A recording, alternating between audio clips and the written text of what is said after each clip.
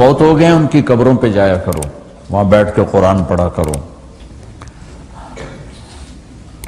جو بچہ پڑھے گا وہ اتنا طاقتور ہو کے ماں باپ کو لگے گا، اگر وہ فوت ہو چکے ہیں کہ ہمارے ہاں تو قرآن بھی مل جاتے ہیں نا جی، مدرسوں میں چلے جاؤ جی قرآن دے بھائی، لو جی 100 قرآن لے جاؤ، لو جی 50 قرآن لے جاؤ۔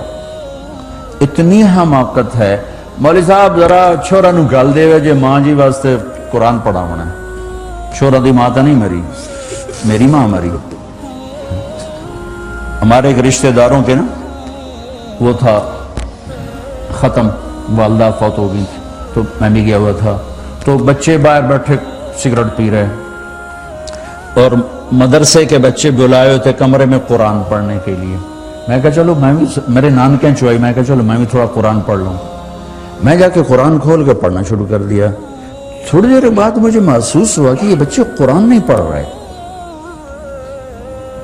میں نے جب دیکھا تو وہ نیچے ایک چھوٹا سا ریڈیو پڑا تھا، اس میں انڈیا پاکستان کا کرکٹ میچ ہو رہا تھا، اس کی کمنٹری چلتی اور وہ سارے وہ سن رہے تھے بس۔ اور جب ان میں سے کوئی آ جاتا تو شروع ہو جاتے ذالک الکتاب لا ریب فیہ ھدی للمتقین الذین یؤمنون بالغیب۔ جب وہ چلے جاتے کیڑا آؤٹ ہویا، کتنے سکور ہوئے۔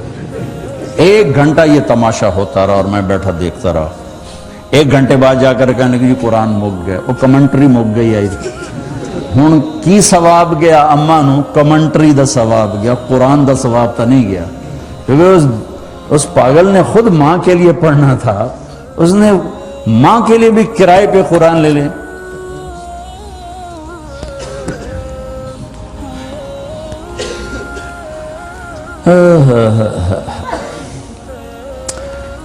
زندہ ہیں دعا لو، مر گئے ہیں ان کے لیے ان کی قبر پہ نہیں جا سکتے ہو، یہاں کی زندگی بہت تیز ہے، کبھی تو جایا کرو، کسی ویکنڈ پہ چلے جایا کرو، کسی اتوار پہ چلے جایا کرو، کسی ہفتے کو چلے جایا کرو، مہینے بعد 2 مہینے بعد، سال میں 1 دفعہ سے، کہ یہ ان کا حق ہے، ان کا حق ہے۔ اور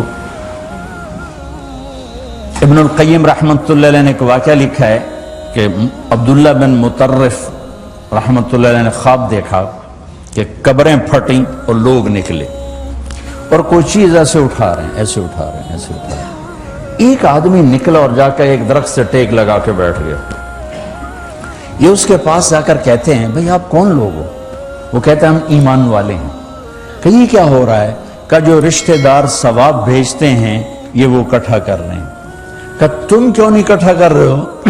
کہ میرا بیٹا حافظ قرآن ہے، 1 قرآن روزانہ ختم کر کے مجھے بھیج دیتا ہے، تو میں نے پرچون دی لوڑ نہیں رہ جاندی، میرا تھوک دا کام۔ کہ تیرا بیٹا کیا کرتا ہے؟ کہ اس کی مٹھائی کی دکان ہے بازار میں۔ آنکھ کھل گئی، صبح ہوئی تو پہنچ گئے، بازار کھلا، دیکھا تو ایک نوجوان بیٹھا ہوا اور مٹھائی بیچ رہا اور ہونٹ ہل رہے ہیں۔ پہلے اس کو نا چیک کرتے رہے، پھر اس کے پاس آئے، بیٹا تیرا نام کیا ہے؟ وہی نام تھا جو خواب میں سنا۔ یہ کیا پڑھ رہے ہو؟ کہ جو قرآن پڑھ رہا ہوں۔ کتنا پڑھتے ہو؟ 1 ختم روزانہ پڑھتے ہو۔ کیا کرتے ہو؟ کہ والد کو ایصال ثواب کرتا ہوں۔ کیا اتنی مشقت کیوں اٹھاتے ہو؟ کہ وہ میرے لیے بہت کچھ چھوڑ گیا، میں چاہتا ہوں میں بھی اس کے لیے کچھ حصہ بنتا رہوں۔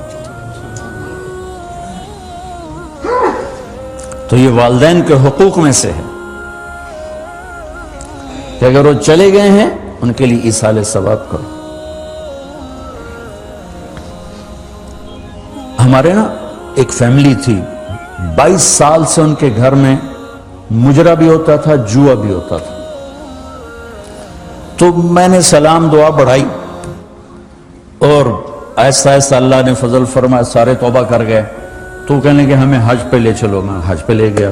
یہ 92 کی بات۔ تو میں منا میں سویا ہوا تھا، تو میں نے ان کے باپ کو میں نے خواب میں دیکھا، تاکہ میرے بیٹوں کو کہہ دیں کہ تمہاری نیکیاں مجھے پہنچنا شروع ہو۔ یہ میں نے دیکھا کہ میرے بچوں کو بتا دیں کہ تمہاری نیکیاں مجھے پہنچنا شروع ہو۔